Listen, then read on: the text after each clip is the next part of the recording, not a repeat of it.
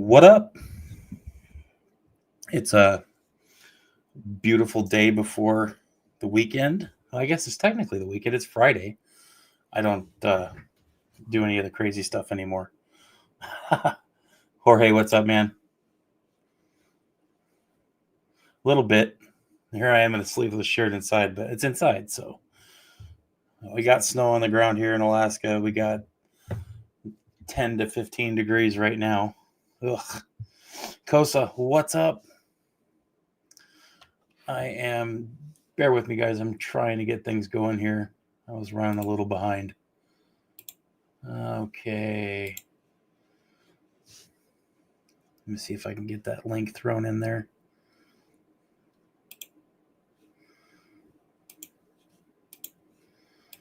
All right.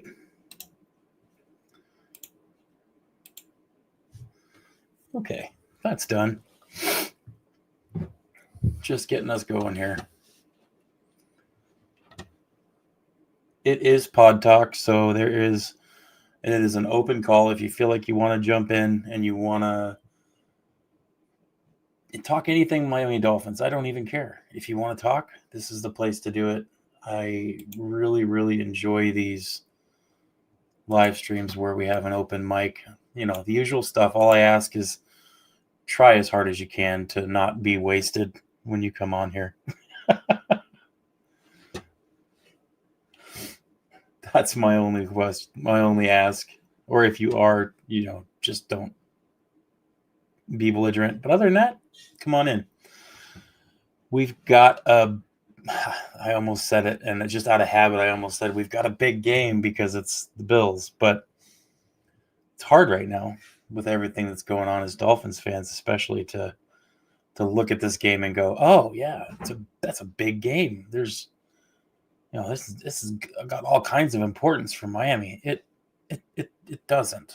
This season is essentially, as far as wins and losses and playoffs go, this is a wash.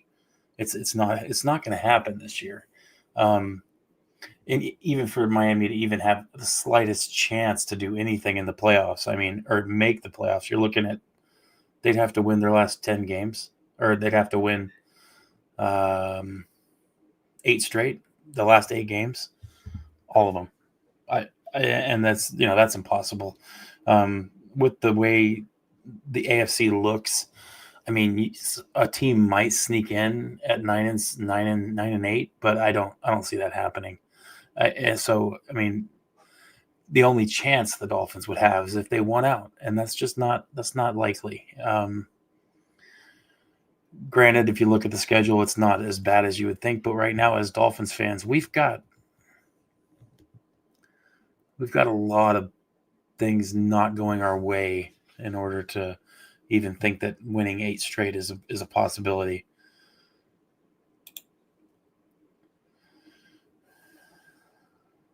Yeah, and I understand it. There was a couple posts on Twitter and X, or Twitter and Facebook today and yesterday. Some fans were talking about, how do you root for a loss?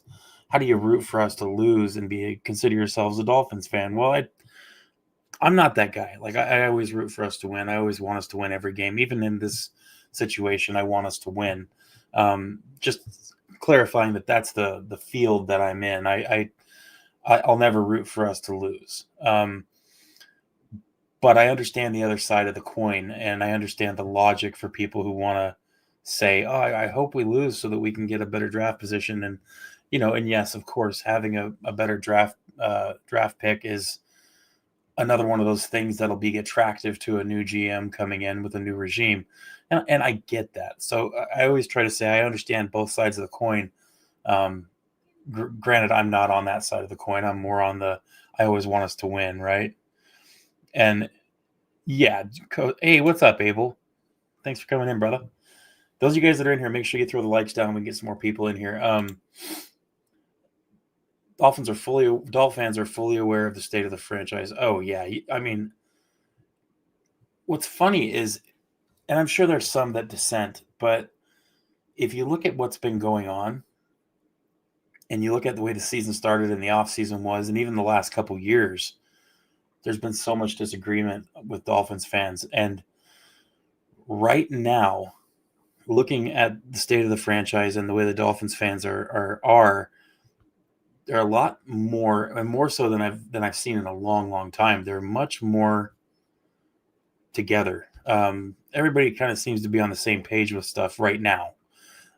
Even a lot of people who were lovers of Tua are at the point now where they're like, we got to do something different. And I mean, they're right. I mean, most of us agree that something's got to change, right? Either Tua needs to start playing like an all-star or a Pro Bowler, or something's got to happen because it's not working, right? Nothing's working like it should. Me too. That's kind of why I'm not looking so much at the wins, right? I mean, as a YouTuber, like a content creator, I use that term loosely. As one of those content creators for the Dolphins, I've got to be somewhat objective, right? And I have to kind of curb my fandom sometimes when I'm making predictions on games. Like, so when I say, I think the Bills are probably going to beat Miami by 14 points this week. I say that, but I don't want that to happen, right? I want us to win. Joe, what's up, man? Thanks for coming in. Dolphins fan base might start going the way of the Marlins fan base if we try to run it back with McDaniel and Tua next year, even if cutting Tua gives us a big cap hit. You're right. And it's already started. People who've had season tickets for 25, 20, 30 years even have canceled their renew. They don't want to do it anymore. And I can't say that I blame them, I don't have that opportunity to buy season tickets. Obviously, I'm way up here in AK, but it would be hard to spend that kind of money on a franchise where you kind of know what's going to happen and it's not good. So, yeah, for sure, I agree. This is where you gotta do that. You have to get some of these rookies and some of these younger players in there, and you have to see what you've got. We've got to know. You can't just continue to play the same people over and over again. I talk about it all the time. That's the definition of insanity. Doing the same thing over and over again, expecting a different result. That's not the way things work, especially in the NFL. Like if you want different results, you got to do something different. That's why playbooks have the opportunity to be hundreds of plays. Things have to be done differently in order for it to work. And that seems to be a struggle with Miami right now. And I don't know where to draw my line personally right now. I'm conflicted, right? We saw what happened with the trade deadline. Pretty much nothing. But when you look at it from a standpoint of, well, the timing of all this stuff happening, Chris Greer getting fired, and then you got 5 days until the end of the trade deadline. And what do we expect to happen when Champ Kelly only has 5 days? I mean, it's hard. So he was trying to do stuff. I mean, that nobody can argue that, right? I mean, he was trying to make moves, but didn't want to let Jalen Waddle go for less than a first, and that's understandable. At least as far as I'm concerned, I would have a hard time dumping Jalen Waddle for a second or a third. I know some people probably disagree with me on that, but that's kind of where I stand. It's Jalen Waddle, I feel like, is worth a first. Players were inquiring about teams were inquiring about other players that weren't up for grabs or weren't up on the block right now, like Devon Achane and things like that. So give me somebody 5 days, just 5 days to try to make a bunch of splashes in the trades before the trade deadline. That's kind of unrealistic. And so I wasn't expecting a bunch to happen. And we did get rid of Jalen Phillips, and you got to be careful where you get your information from here. If you make sure you guys go and listen to what Jalen Phillips said in his interviews before people believe what they read on Twitter and Facebook, because a couple posts on those two social media sites took a little bit of what Jalen Phillips said, and then embellished it to the point where it seemed like he hated Miami, and it's not true. So if you're not sure about something like that, with in the days of AI right now, and so many people making just false media, just go check the sources before you believe what's said, because a lot of it's just absolute trash. Um, but happy for him, happy he's happy, and also just be careful. You get something that's new and shiny is cool, and then once that gleam wears off, things might change. But I wish him luck. I hope he does well. I don't want Jalen Phillips to ever suffer. I don't want any players to suffer. So um, I wish Javon Holland well when he left, and other players too. And that's just the way it is. I hope for success for these players. It's their livelihood, right? So, but at this point now with the season, gotta catch up on this. Sorry.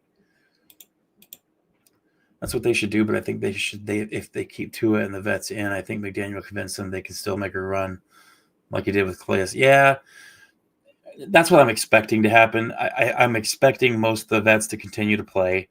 I would like a couple changes in there, though. If they do that, I mean, I would love to see some changes. Like in a couple of these games, if they ever get out of hand, either we're winning or losing. If they get out of hand, take Tua out and let the kid play a little bit. Let's see what we got in him. Give him some chances. Same with the other positions on the field. Take some of our starters out and let some of these younger guys get some action. I still to this point don't understand why Zeke Biggers is not given more opportunities. Take Benito Jones and set him aside and let somebody else play. Realistically, is Benito Jones going to be here in 2 years? No way. He probably won't even be in the league. So let somebody else play, right? With so many injuries, the backups are already playing. You mean Ewers? I do. I mean Ewers, and there's a few others too. Not all the backups are playing. Some are, right? But not all.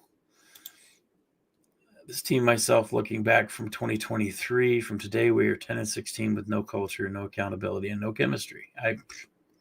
You're not catching me arguing with you. Not in the slightest. Up near the top in the comments, everybody, is the link if you want to join. Just look for my comment. You'll see it there. If you want to join in, you're more than welcome to. Abel says he's going to look badass in that Eagles jersey. Yeah, I hope he does well. I don't want to see him get injured anymore.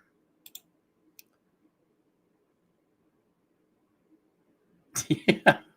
I don't think McDaniel is a QB whisperer. I just want to see what we have in Quinn Ewers, if anything. And if we don't, then, whatever. But you might as well let some of these other guys get some action. Quinn Ewers, I mean, I'm not tooting the horn for Quinn Ewers and saying he's better than Tua. Believe me, I'm not saying any of that. But I am saying that he does have certain things, certain intangibles that Tua doesn't have. And I think it was yesterday or the day before I was on 305 Gridiron's show, and we talked about this a little bit, and I mentioned that the intangibles that Ewers has are the things that a lot of us wish Tua had. And I'm not talking about him being a better player. I'm just saying Ewers has some things going for him that Tua doesn't. And I want to see what he does. I'm not saying start him. I'm not saying any of that. And to the point someone made earlier about, I think we're going to lose a lot of more of the fan base if Ewers and McDaniel come back next year. I agree. I don't think that's going to necessarily be that way. I think more changes are definitely on the docket. But I think a lot of these changes are being waited to or people are waiting to hand out until we figure out who our actual general manager is. Until then, I think a lot of these changes aren't going to be made because they're going to leave it to the general manager. But until then, we don't know. We really don't know. Sure. I mean, yeah, I would be down for that. Open competition for the remainder of the season. I mean, sure. And you're right. Costa Tua has definitely regressed. Absolutely. It's definitely gotten worse. And you can't have that. You know, you in this league, you need somebody who's going to be working to get better, not towing the line or getting worse. And right now, that's what we have at quarterback. We have somebody playing worse. Not good. I mean, that's putting it lightly. Let's just face it. Tua has not been good this year, and I think he's only had 2 games that were decent. No, he won't. That's the other thing. I don't think McDaniel would bench Tua. I don't think he will. I mean, it could happen, but I don't think it's going to happen. What could happen is, like I said, where we get in these games where they're out of reach, and you might see him pull Tua out, not as a benching, like, in the meaning of the phrase. Usually I'm talking about pull him out and let the kid play, try to keep Tua from getting hurt. That'll be the guys, right? That'll be the guys of the situation. This is what they're saying, but this is what they're actually doing. I thought Chris Grier would get fired. I didn't necessarily think it was going to happen in the middle of the season, but I'm glad that it did, because, I mean, you guys who watch my show, most of you do a lot. I talk about it all the time. Grier needed to be the first step. It was the logical thing to have happen first. So,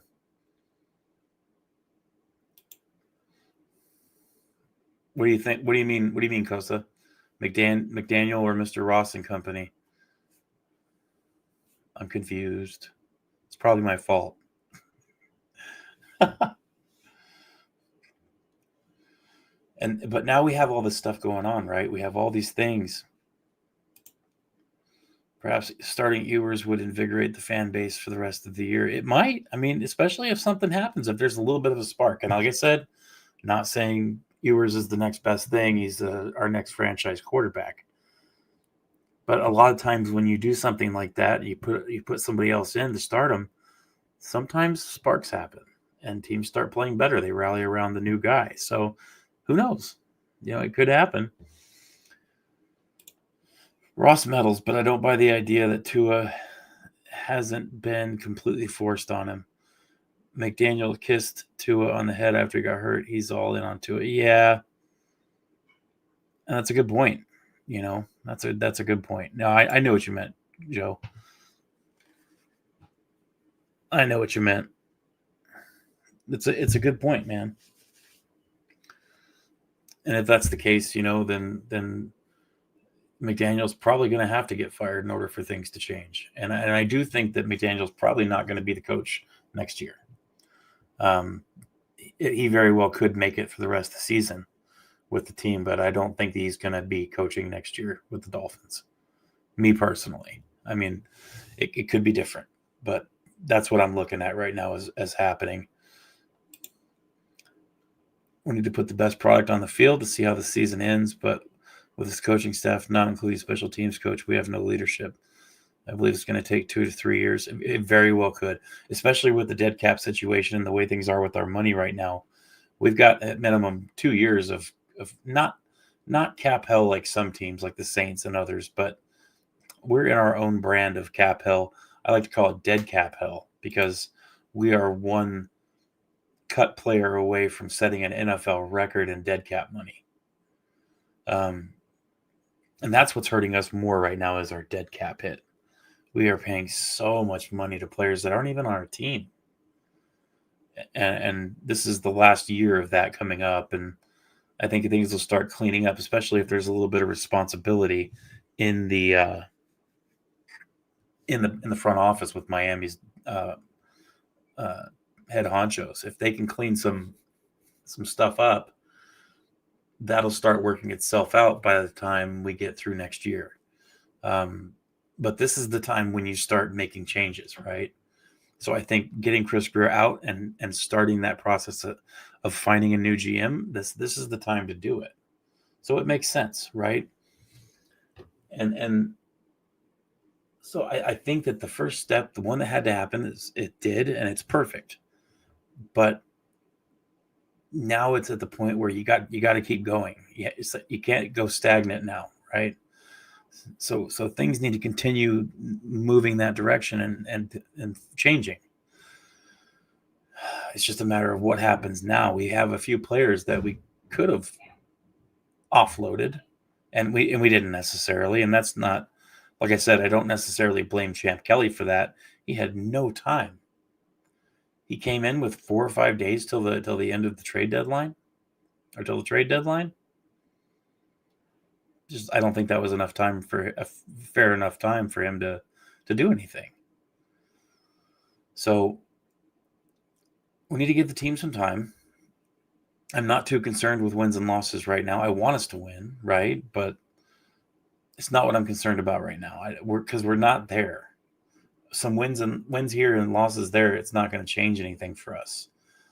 And I really don't think that, me personally, I don't think that having the number 1 overall pick is going to mean that we're going to the Super Bowl next year.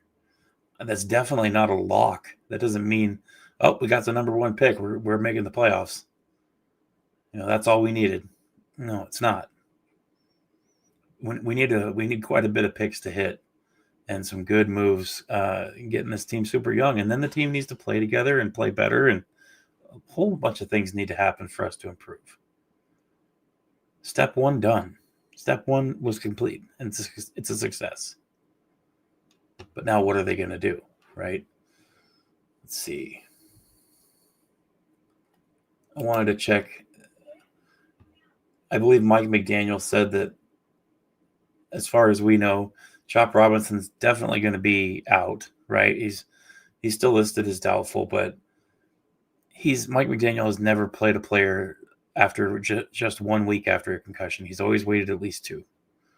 So I don't think Chop's any different there. I think Chop's going to sit out. Nothing really new other than that. I mean, Eskridge is out, but other than that, it's a whole bunch of injuries, a whole bunch of injured reserve. None of the players that were on injured reserve came out off injured reserve this week, which sucks because it's been like they've been there for – most of those guys have been there since week 1, or before week 1. And they're still done. Yeah, Rasul Douglas is out. Yeah.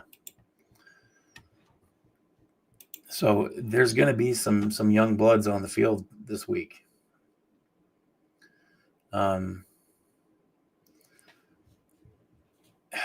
We'll see what happens here. I mean, I'm not expecting a win. What I want is I want to see some attitude. I want to see something change with the way we're playing. I want to see something different with the way we're coaching, different play calls, something. You've got a ball of energy sitting on the sidelines for 99% of the game. You put Willie Gay in. Let him do something. He can elevate a team's attitude quickly.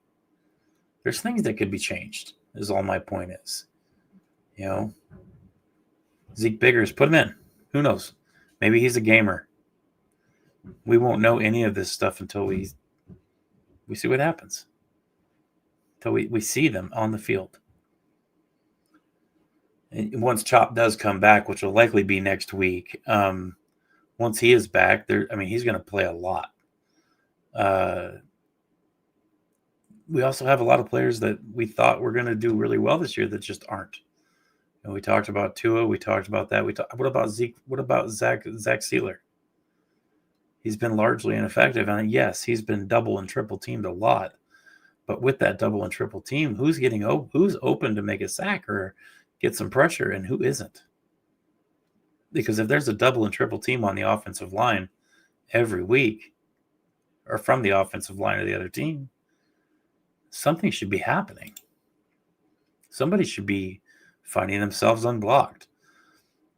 One thing for sure is the owner Ross did not mention we are in a rebuilding mode. He wants to win now. Don't know what he is thinking. Greer left a mess behind with these extensions. Yes, he did.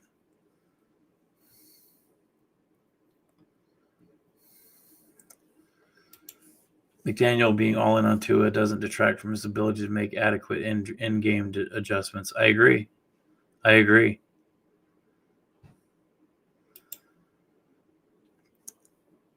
Yeah, it should be on his docket for sure. I want to see Ewers. I want to see Ewers play. I want to see what he can do. And we should all want that. We have somebody sitting there. We should tap him, see what he can do. It's not going to hurt anything, right?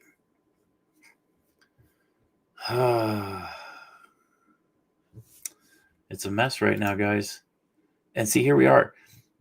It's Bills week.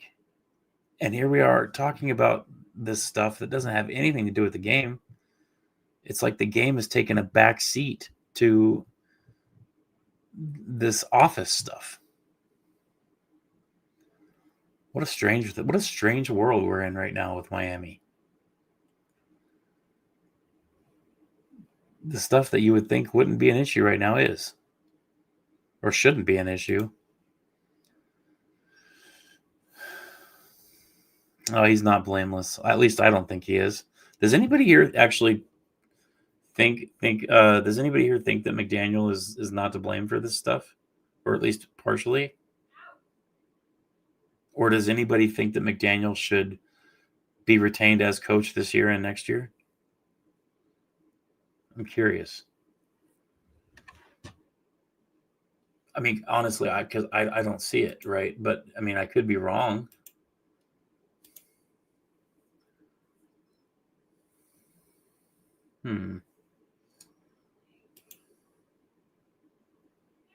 Let's see here.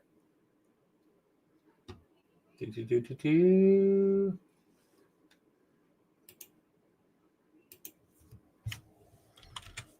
we go. I'm gonna pull this up.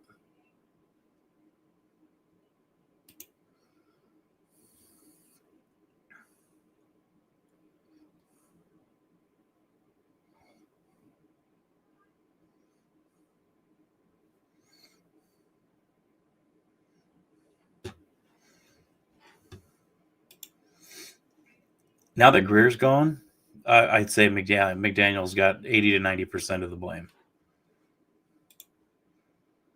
As a person, and if I was a player, I would give my all. But as a game day leader of men coach, he is not that. Yeah, he's not a leader of men. He doesn't have that going for him at all. And it definitely puts a hindering on things, Like, what are we supposed to do? Let's see. Okay.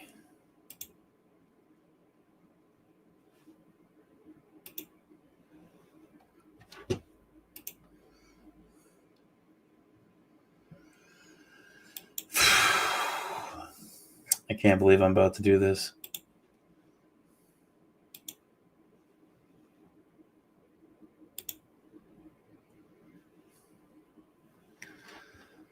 Okay. He's done so many fireable offenses that are basic football coaching items that keep holding this team back. Yeah, absolutely. And it's constant. It's constant. It doesn't stop. That's the part of the problem. So he's had so many opportunities to adjust and fix some of these issues that you would think would be a primary goal of most NFL coaches, and he just doesn't seem to have the desire to do that. Let's see here. I'm trying to work this out so we can watch this together because we need to take a look at some of the players and their attitudes and how they are.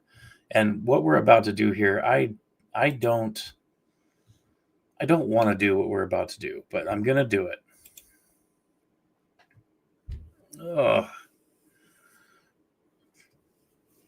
We're going to do this.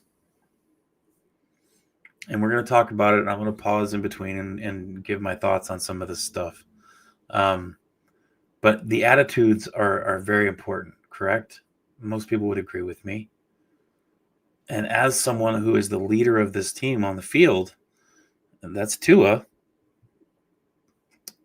I feel like a lot of the body language and attitude that Tua has, it isn't conducive to being an NFL leader, a captain on a football team. Just some of the stuff he's been saying in multiple different press conferences and some of the stuff that he does and just the way he carries himself. We're 2-7, guys. We're 2-7. Josh, what's up, dude? Thanks for coming in, man. Yeah, so being 2-7, I mean, there's no reason to have a nonchalant, carefree attitude right now. I'm sorry. And seeing that from our players is horrible, let alone a captain. So you can't have that. But we do. That's what we're dealing with. I am a total moron. Hey, Josh, we're going live. I am so sorry. I totally biffed. I came straight home from work and got on, and I totally forgot. That's my fault. I guess I'll let you send me some Ted Ginn stuff. Oh man. Yeah, a lot of people are talking draft and stuff already. I'm gonna wait. Here we go. How's your eye? Still red. Yeah, I don't know. I don't know what's going on with that, taking all the antibiotics and whatnot, but still hasn't changed color. Like mentioned that, getting back to the nuts and bolts of football, what does that look like for you? I wouldn't even do that to my ex-wife, says Josh. Okay, yeah. Oh man. He's talking about his eye, and once again talking about antibiotics and stuff, and I don't know, it's still red. Guys, okay, listen. I know this is conjecture, and I know this is not it's not baseless, all right, but it's not proven either. Okay, so it's just a theory of mine. Oh, Eric. Yeah, dude. I think the Bills are definitely going to dog walk us. I have us losing by 14, but it very likely could be more. And that's your prediction there. That's not a bad prediction. I mean, it's not going to be pretty, I don't think. Yeah, he's so Tua. Just hear me. Yeah, that's Abel. I'm telling you, man. This is what I'm saying. Any of you guys have had any kind of an eye infection, ear infection? 99% of the time, you start taking antibiotics, and what happens in a few days? You start seeing it get a little better, right? Tua's eye is still shot red. If it was pink eye, you'd be seeing a little bit better. My point is because it's been well over 2 weeks since this happened. Okay, I used to be back in my glory days, being a young buck. I used to get in quite a few fights, and I'm telling you, if you get popped in the eye, break a blood vessel, pop a blood vessel in there, or get a good bruise on your eye, it doesn't go away as fast as it would if it was an infection or something like that. Or, I'm telling you, I really think Tua got popped in the face in a locker room or something, or in a meeting. I think he got hit by something. But that's just me, offering up my conspiracy theory. Don't take it as take it with a grain of salt. Don't take it as biblical truth. Okay, I'm just saying, me personally, I think he got beat. I think he got punched. I think somebody on defense hit him. I don't think it was anybody on the offensive side of the ball. I think it was a defensive player. I think Tua trying to do Tua things in the locker room or in a meeting, and somebody got up and decked him. That's me. That's what I think. So let's continue. Just the basics and the fundamentals of what got me playing the way I was playing last year, the year prior, and so forth. And so I don't think he cares. The footwork, matching that up with each play, and then the confidence within that. Tua, what were your emotions in and around trade deadline? Obviously, Jalen. Yeah, dude, I saw that Tanner got cut in that group chat, and that's funny. Maybe it was Tanner Connor. Oh, man. Okay, sorry. Was dealt. Some other guys that reportedly were interested in, including Jalen Waddle, who remains with the team. Just tell me what those 48 hours or so were like. Well, those are tough when you create relationships with the guys on the team. Well, especially Jalen. Jalen's been here for I think 5 years, and Jalen Phillips and Waddle as well. So when you hear those, it's the nature of the beast, and we all understand that it's the nature of the business. But I wish JP well, and hope he does well over there.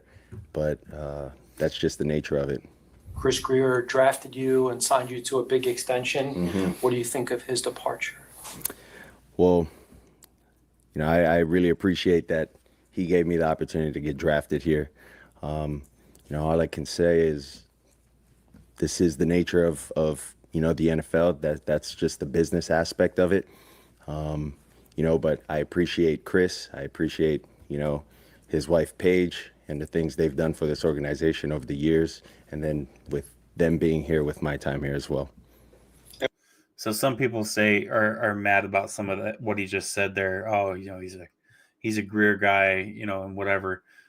All those things he just said, it doesn't matter. That was very, very nice of him. He wasn't saying anything underlying there. He wasn't, saying anything rude about Chris Greer. He wasn't saying that, on the low that he wishes Chris Greer was still here. He wasn't saying any of that. That was a very diplomatic answer. So just to address that really quick. Wah, wah, wah, wah, wah, wah, wah. I agree. All right.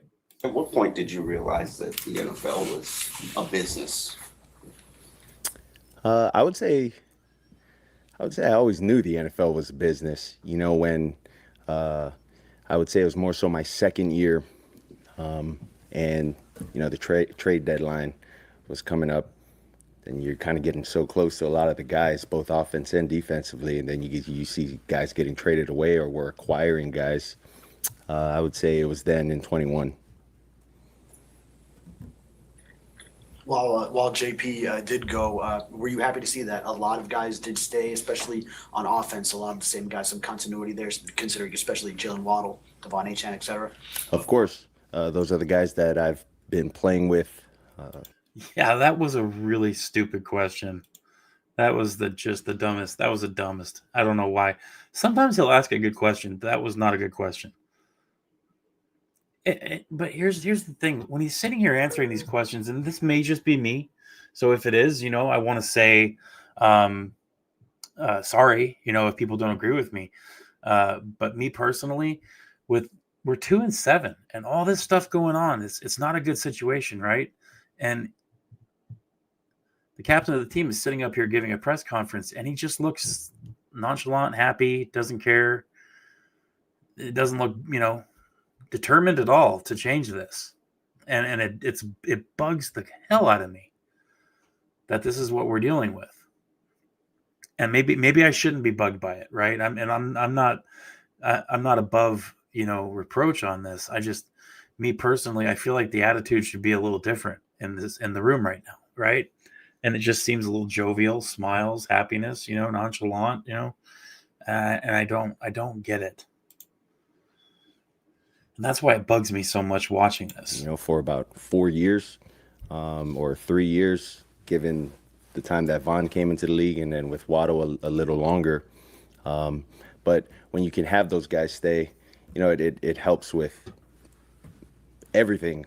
The game plan, just me being able to say the plays in the huddle normally and not have to worry about, all right, am I going to have to tell this guy what to do on every play, outside of the task that I already have. So that's the plus with that. NFL Network had a report. I don't know if you saw it. They said that Tua is playing to keep his job, and that there's a chance he could eventually be replaced. Now, everybody pay attention here, okay? He's talking about a report that said Tua is playing to keep his job, and he doesn't want to keep from getting replaced. All right? Everybody pay attention to the body language, the answer, and just the overall ambiance that he creates with this answer. Tell me this doesn't bother you. Mm-hmm. Did you hear about that? Have you spoken to Mike about it? I haven't heard about any of that. No social media for me. So I'm sorry. I'm going to lean in close to the mic here and say this somewhat quietly. That's bullshit. Just throwing that out there. I have no idea that was being said. Bullshit. Okay, continue. That's the first time I'm hearing it. Nope. What do you think when you hear that phrase that you're playing to keep your job? Well, I wouldn't say I'm playing to keep my job. Cat, I what think up? I'm playing to try to help our team win every time. I think that's the objective, for He's playing to help his team win. What? I understand saying it, but you're not. I mean, this would be different.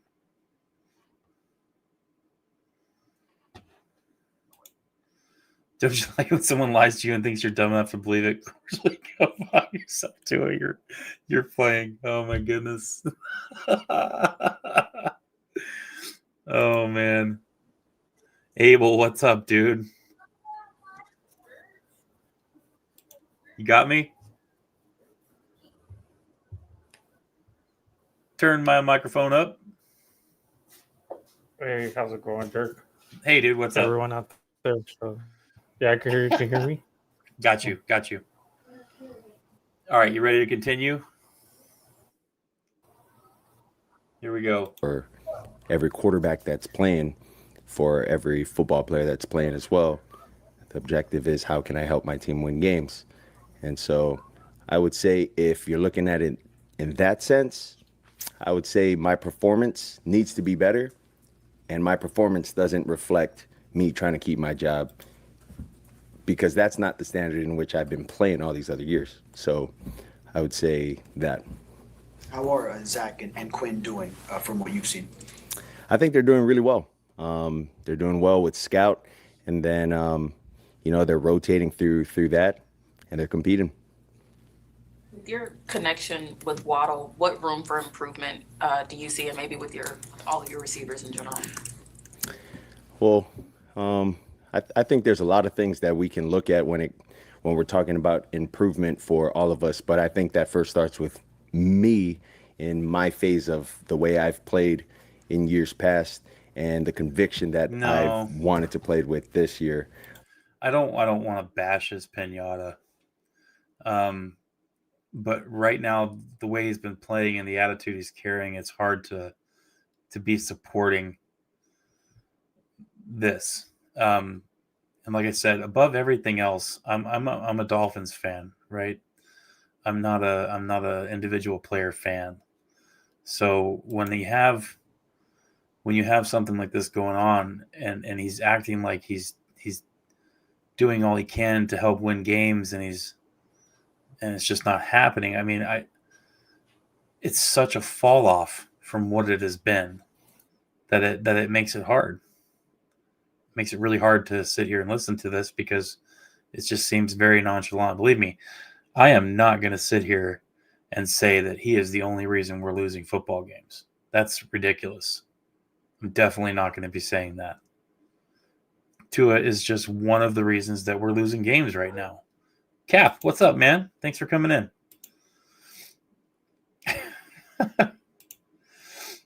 This is what happens when mediocrity is accepted and allowed to continue without accountability. That's where I'm at right now. That's a good point. It's a great point.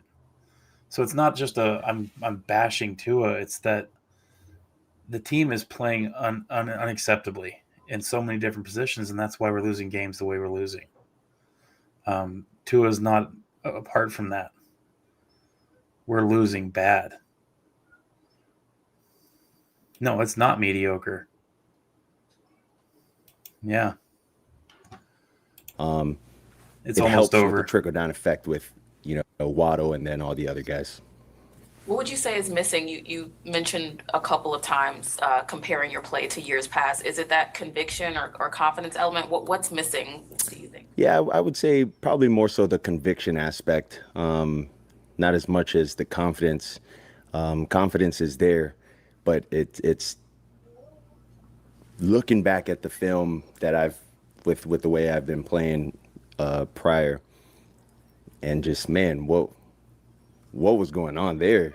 Like, just was in the flow state throughout that, and Just trying to get back to that or figure that out again, you know? When someone tells you it's Buffalo week, what thoughts does that bring to your mind? Well, we haven't beat Buffalo since the first year Mike has been here.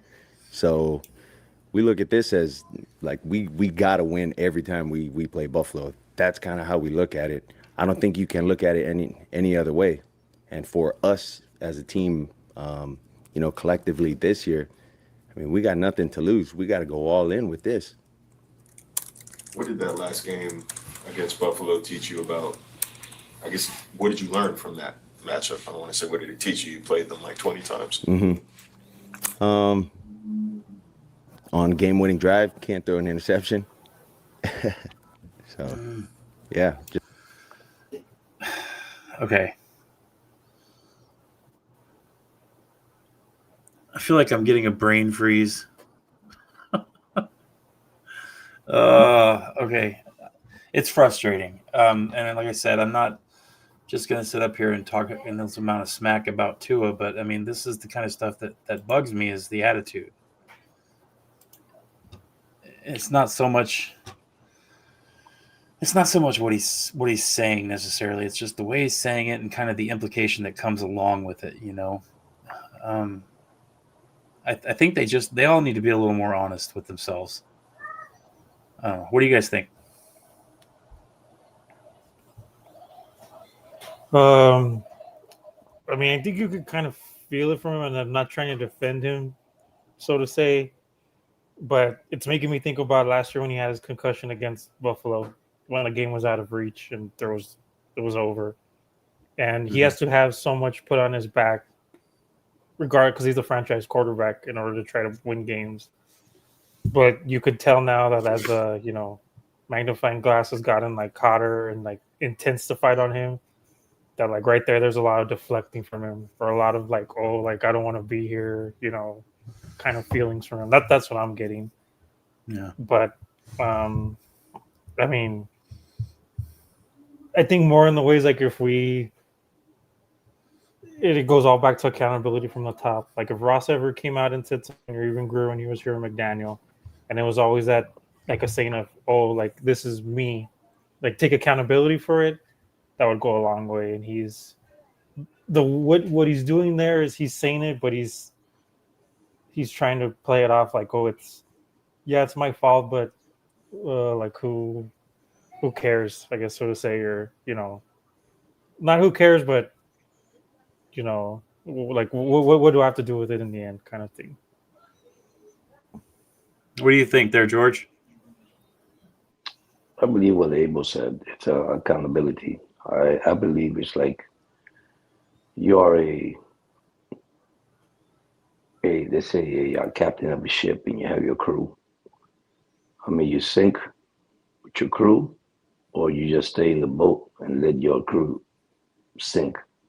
And I feel that he has changed through the years. I mean, you can see already. And I still believe, due to all the concussion, all the injuries he had, I believe it's affecting this guy right now, believe it or not.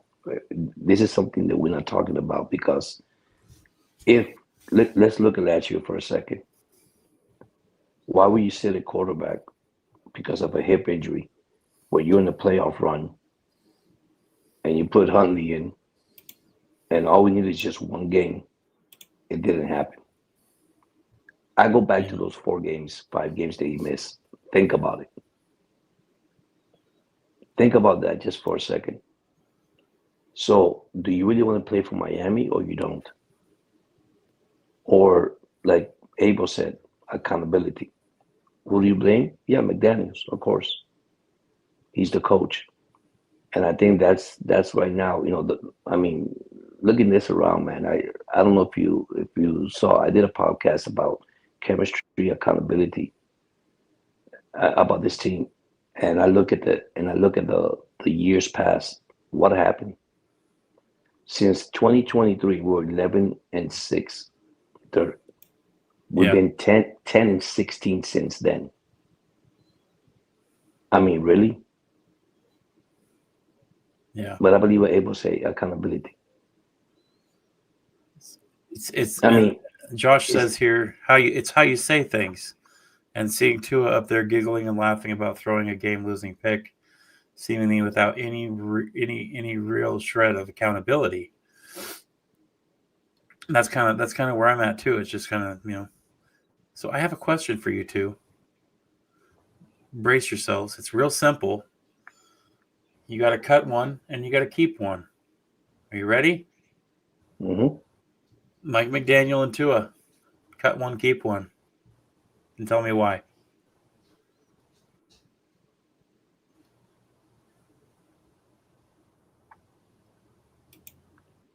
I think you get McDaniel out and keep Tua because of his contract. That's one of the reasons. Because we're stuck with the cap space. I mean, with him. Because I guarantee you, if you get Coach McDaniel out of here first, the next one that comes in, it's not going to take that crap. It's just going to tell him, buddy, either you play for the team or you're out. So if you cut McDaniel or fire McDaniel, who do you put in his place for interim? Listen, I was looking at actually our own roster, and I really like the offensive coach and the special team coach, believe it or not. I'm looking at those two guys. Now, I would like to have somebody from the outside, but I don't know if that's going to happen. See, I'll be honest with you. I don't think no coach right now in this league would like to come play for Miami or coach Miami. I don't think so either. I think it's going to end up being a first time head coach situation going on. Exactly, because I feel that way. I feel that no coach. I mean, right now with the carousel that's going on in Miami, and like you said earlier, I feel bad for Kemp, the new GM, the interim GM. I feel bad for the guy. They criticize him because he made one trade, and you're right. What time did he had? Okay, He had and 4 days. I guarantee, Yeah. 4 days. Come on, man. And this owner, listen, if you don't give it to your daughter, just do something with the team, man, because it's getting bad. Yeah. What do you think, Abel?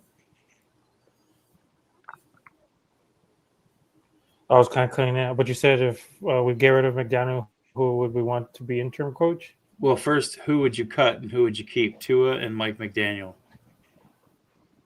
Cut one, keep one. Oh man! Right now, week 9. Cut one, keep one. I'll have to say. Can I cut both of them? Really? That's the whole fun of the game. Say probably cut Daniel and then keep Tua. So if now that you said that, if you cut McDaniel right now, if you fired Mike McDaniel, you got to bring somebody as an interim from the team, obviously, to finish the year. Who would that be? What up, Blake? So I would probably have to go with someone on the offensive side, probably either Darryl Bevel or probably Bobby Slowick. Yeah, like Josh said. Yeah. Those would be probably two of the two ones I would want. Yeah, I agree. I would like Bobby Slowick, but it would be hard because no matter who you plug in there, I mean, you don't even know who your general manager is yet. Who's going to be that? And it could be Champ Kelly, but we don't know. Right now, he's just an interim. Oh, it's a mess. It is a good question too, dude.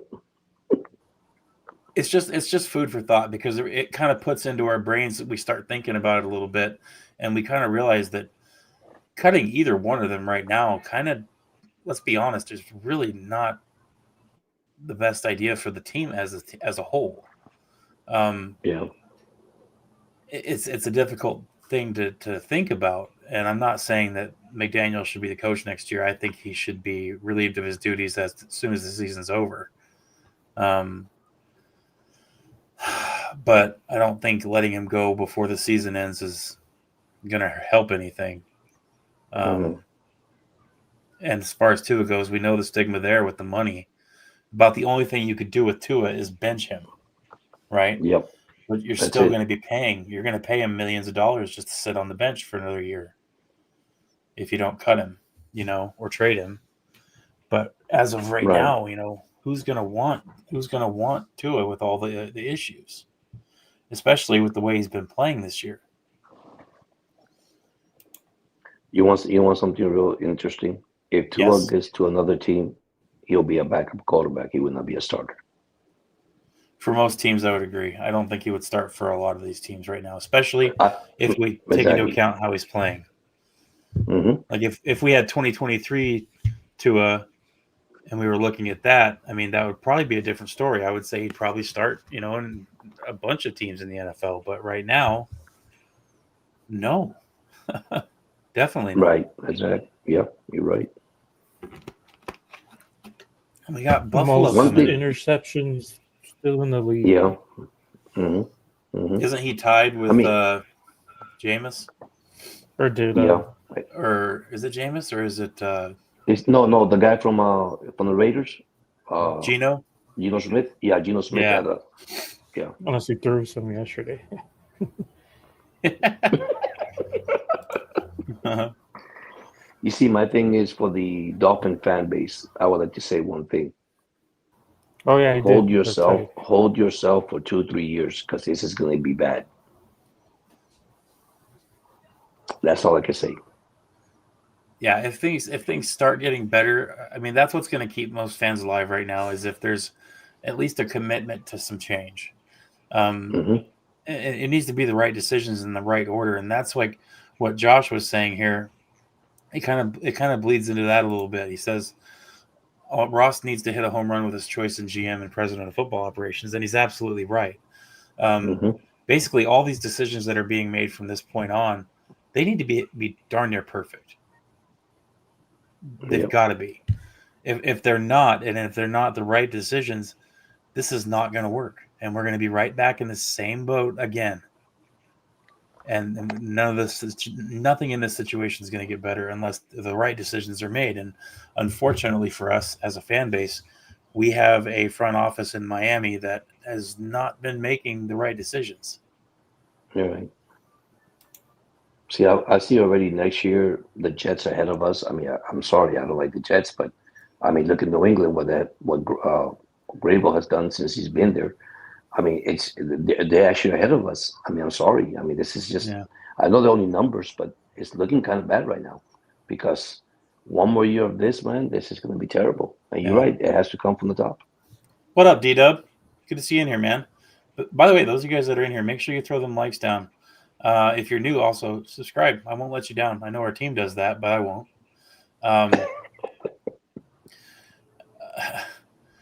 And here's I actually heard that rumor too, Scar, and I don't know how true it is, but definitely on my list of things to keep an eye on. But here's the thing: you mentioned the Jets, and while it seems like the Jets always do the right thing to wind up with all these great draft picks, and they seem to be making these right decisions, and then they always seem to do the exact same thing, right? They're always subpar. They always have these big glaring holes. So looking at the Jets specifically and all their draft picks that they've stockpiled, they're just going to do the same thing they always do with them. But they're gonna draft trash. That's what they do. As far as the Patriots go, they are doing things right. You know, they went and got somebody with some edge and some attitude, and they got a decent quarterback. They lucked out, you know. There's a little bit of luck involved with these quarterback picks, you know, especially these early picks in the draft. But they managed to do it right. You know, and poor Patriots fans, they had to go 4 or 5 years with a bad team. Oh, Yeah. what a seat! What a seat! Those 4 or 5 years only. Wow, man, we would die for that around here. You ain't lying. The Dolphins just need to focus on continued investment in the trenches and just watch how this bad team can become average, and it's just an off season. You know what? You're not wrong. And you can't just throw. Oh, my dogs are barking. You can't just throw 2 offensive linemen at the team and be like, "Oh, we addressed the offensive line." You can't do that. It's not nearly enough, right? And that's what Indate is saying. It's like you have to really, really invest in it and really put some effort into that offensive defensive line. You can't just throw a couple players at it and be like, we're good. That's what we've been doing. That's the status quo, like what Stephen Ross was saying. That's status quo. We can't do that. We need to do more. And I think with a focus on offense and defensive line, you can't go wrong there if you truly focus on it. What do you guys think?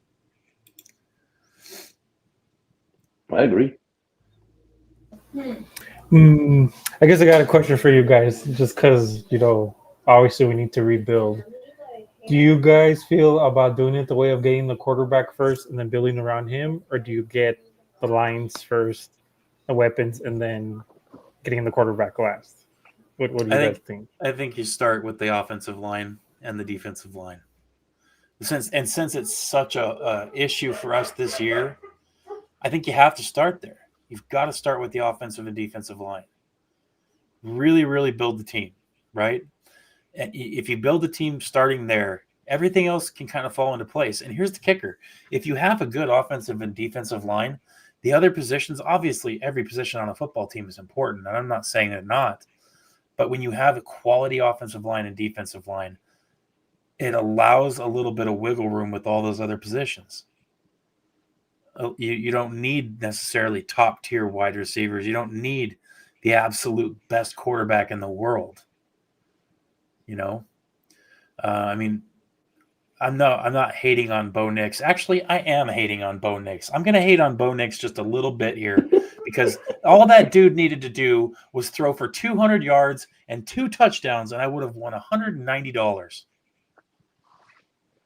He threw for 1 touchdown and $140. So I'm hating on Bo Nix. The Broncos don't have the best quarterback in the world, but they have, if not the best, one of the best records in the AFC.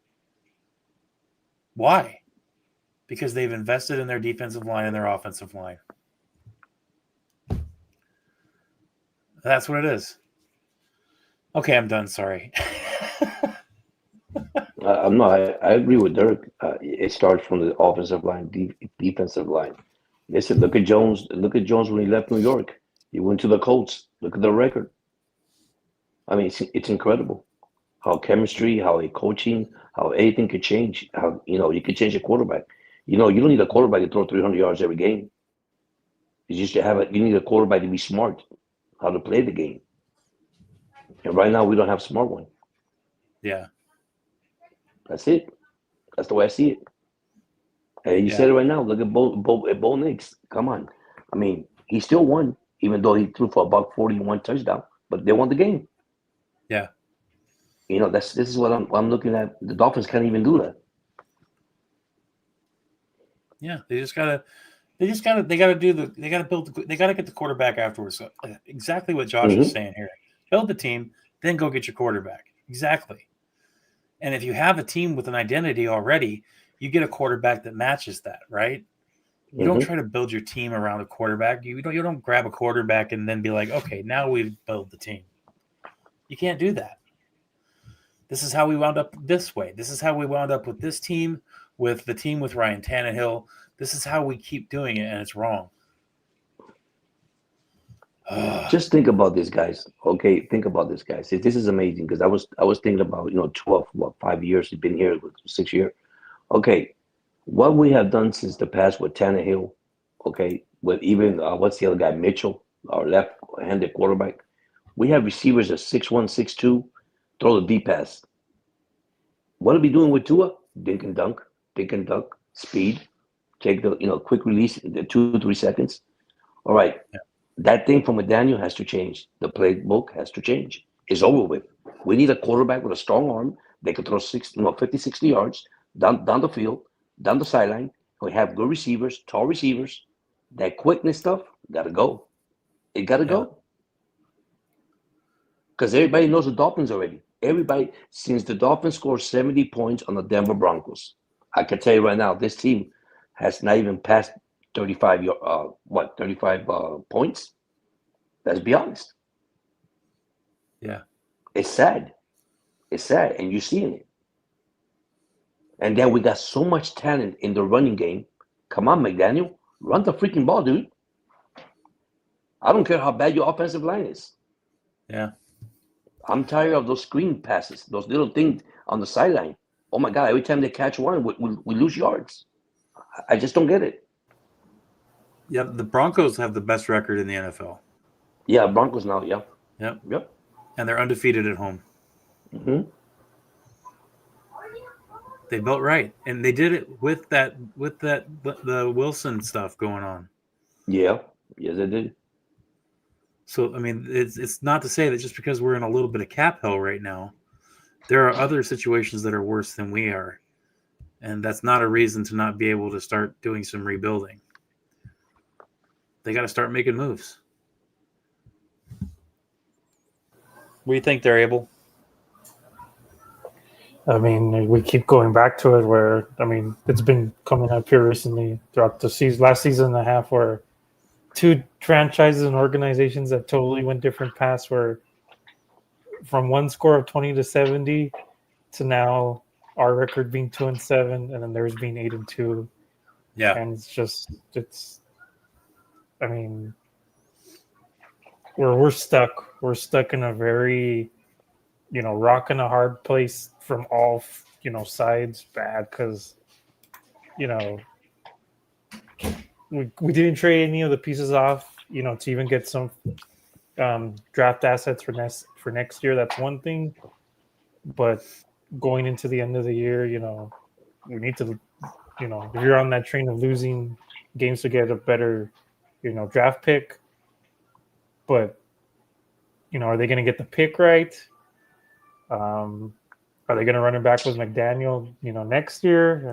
We all don't want that. What's up with Tua's contract? It's just, there's so many questions everywhere, and it's they're going to have to do something. How much, I guess, do you feel, or do we all feel like it could go lower? I mean, I'm pretty sure the answer to that we can all say is yes. But it's a good thing they can't take wins away from us because I just want to say that this week, I don't care. It's our Super Bowl. I hope we win this game and then we can go 3-14 or 13, whatever the rest of the season. Well, did you saw the statement? I know you guys read it. If you saw the statement that the owner Stephen Ross said when he departed with Greer, look at the bottom what he said. He never mentioned the word rebuilding. It's win now and win next year. Does that tell you something? Yeah, I don't think Ross thinks it's a rebuild. Exactly. He don't think it's a rebuild. So hello, we need to rebuild because the staff that we have, I'm sorry, it's not going to work out for this year. Now I know because of the salary cap, I understand that part, but still, man, we're in the bind. We're in a major bind. I mean, yep. And I mentioned we're one more cut player under contract away from setting an NFL record with dead cap. Look at that.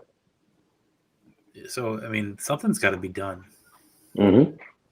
And I feel like the only way out of this really is to just rip the Band-Aid off and just deal with the cap hell for a season, field a bunch of rookies, and start building. Yep. And Josh said it too, or not there, but Josh did say it too in the comments. We need to make this a rebuild. It has to be. That's one of the only ways to make this appealing to an incoming GM. So, what's funny is I noticed this. Captain, are you a Falcons fan? Talk to me, please. I have a question. I want to know, because that's welcome to it, man. I love it when team player or people who aren't fans of the Dolphins come in here. It's always a good time. What is with the hatred for Morris? Is it really that bad? I mean, because I've heard this a lot, especially since we played the Falcons a couple weeks ago. Falcons fans had a meltdown about it. And I'm just curious, what the touch is from the fan base of the Falcons. Everybody seems to be real upset with Morris. You want to switch to the NFC Dolphins? I do not think that is a good idea at all. Dolphins, the Cowboys. Dude, Oh my gosh. Man, I'm from Texas, and every game I watch from them, they are exactly like us on the other side of the conference.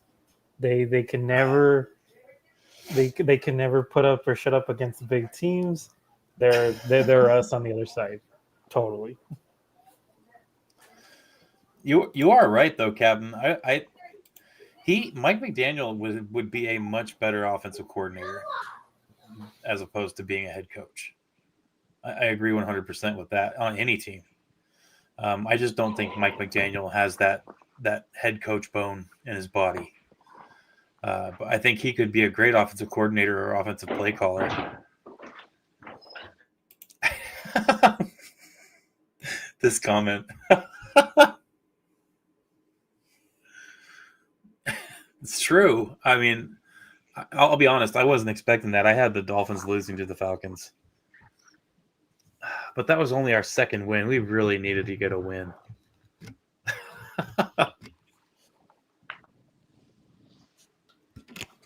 This season's been so rough.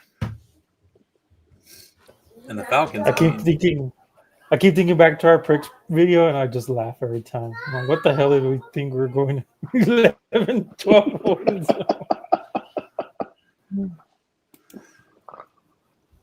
Yeah, the Fins upper management cannot make good decisions regarding GMs or head coaches.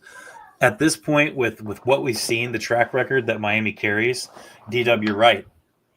They have made horrible decisions, I think. Granted, it's been a long time since we've made a decision at GM, but the last few GMs we've had, oh my goodness, it's been horrible. So that's part of the problem. Yeah, I agree. So the only way to stop doing that, right, is to stop doing that. That's the only way. Someone's got to make the first good decision,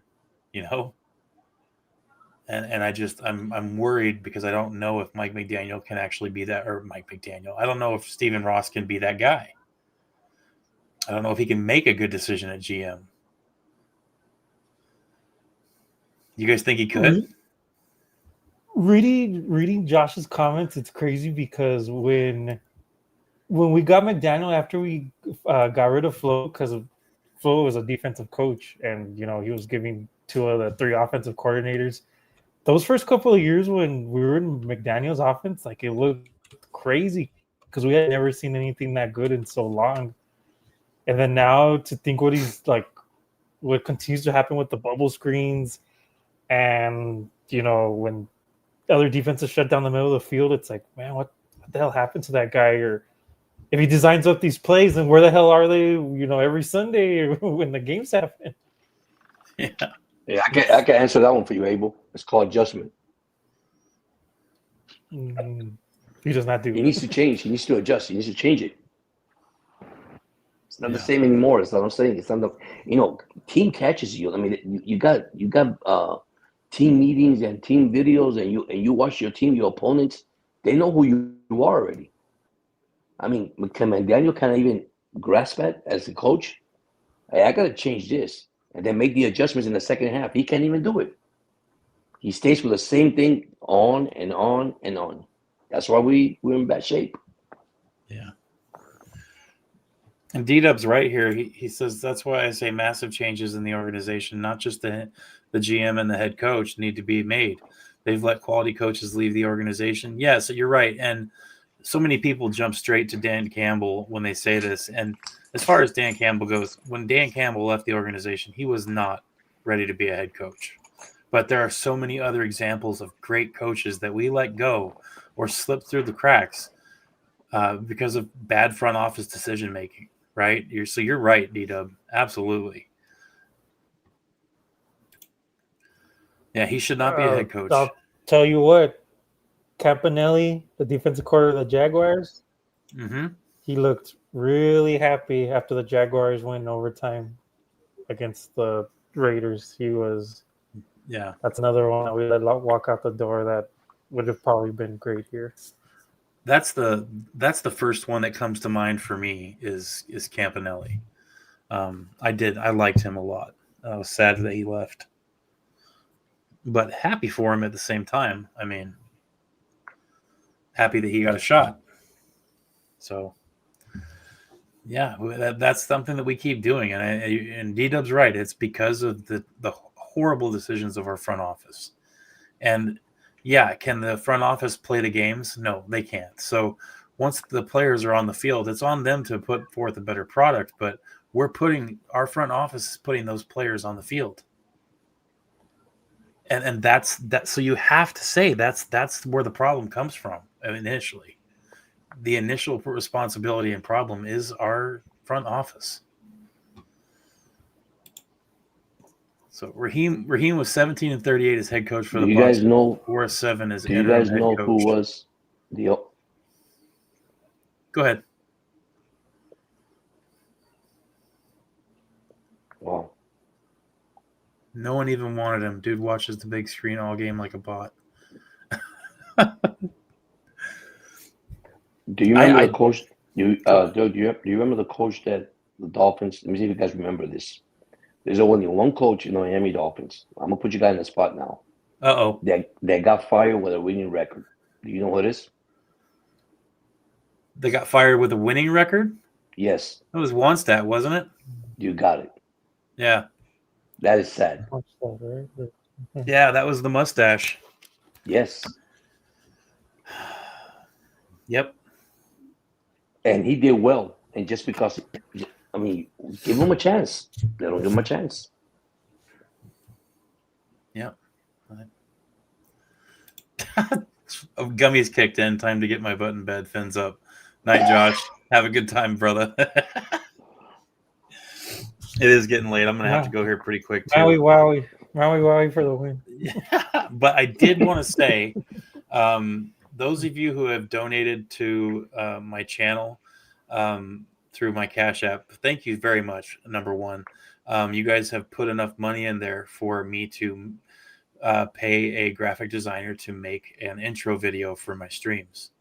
So very cool. I'm working on it. Josh hooked me up with contacts to make that happen.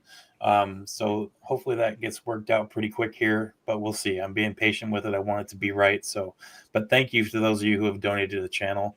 That's going to be what I'm going to spend that money on to start with, is a good intro video, have it nice and looking pretty. And then, I just want to say thanks for that. I appreciate it. Those of you guys that are in here and you haven't been here, make sure you throw a like down. If you're new, subscribe. I want to thank Abel and George for coming in here and hanging out and talking with me. I appreciate it. Those of you guys in the chat, thank you so much for being here. It's always a good time. It's getting late. I got to get off here, go eat some dinner. But I want to say we got a game on Sunday. It is Bills week. Watch the game, root for the Dolphins. Have some fun. Enjoy yourself. Don't expect us to destroy the Buffalo Bills. If it happens, great. So before we head out of here, I want to get you guys' score predictions real quick. So Abel, go first. Let us know what you guys think the game's going to be.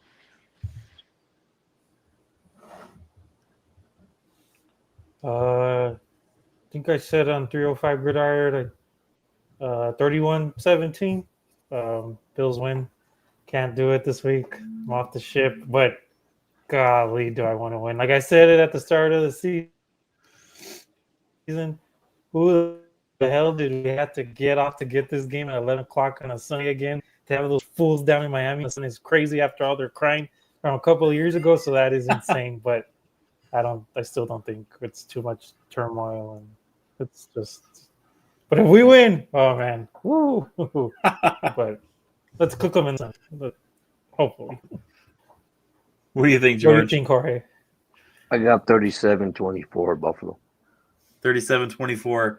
I have 38 to 21. That's my prediction. A solid 2 touchdown. Or I'm sorry, 38-24. I lied. That was what I said last time. I want to make sure I keep it the same. 38-24, 14-point win for the Bills. We'll see what ends up happening. Obviously, I'm rooting for Miami. You guys should as well. Yeah. Let's just see what happens with the rest of this stuff as the season progresses. Thanks, guys, for being here. I appreciate you guys. Abel, George, thank you guys. Always a blast having you on here. We'll Thank see you man. guys I on appreciate Sunday. it. I'll do a live Yeah, stream during the game. I'll be traveling. I'll be going to California. This is the first time I've missed a Dolphin game. Oh, In my no. whole, yeah, I'll be traveling.